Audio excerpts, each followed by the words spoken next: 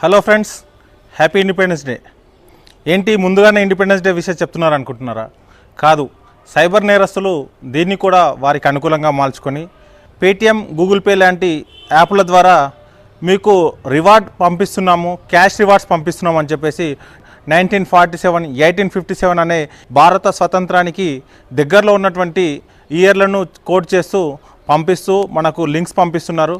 మనం cash back వచ్చిందనే ఒక సంతోషం, అలాగే స్వాతంత్ర దినోత్సవం సందర్భంగా వచ్చిందనే నమ్మకంతో దాన్ని స్క్రాచ్ చేసినప్పుడు సైబర్ నేరస్తులు మన డబ్బులను లాగేసే ప్రయత్నం చేస్తున్నారు.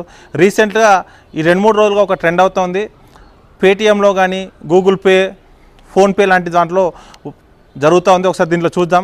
మనం చూసినట్లయితే ఇక్కడ స్వాతంత్ర దినోత్సవ శుభాకాంక్షలు తెలియజేస్తూ హ్యాపీ ఇండిపెండెన్స్ డే అనే ఒక మెసేజ్ ఇస్తూ కింద 1971 అని ఉంది.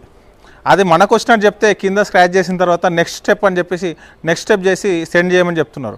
ఎప్పుడైనా మనకు గిఫ్ట్ కానీ క్యాష్ బ్యాక్ కానీ వచ్చినప్పుడు మనం స్క్రాచ్ చేసినట్లయితే మనకు అమౌంట్ డిఫాల్ట్గా మన అకౌంట్లో యాడ్ కావాలి.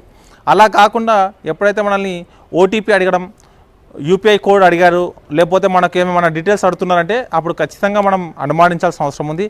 అది సైబర్ నేరస్తుల వల అని. కాబట్టి మిత్రులారా, ఈ స్వతంత్ర దినోత్సవాన్ని ఎలాంటి మోసాలకి గురి కాకుండా జరుపుకుందామని ఆశిస్తూ ఇట్లు మీ గడ్డం Mallesh, sub inspector of police, CCS, Hyderabad.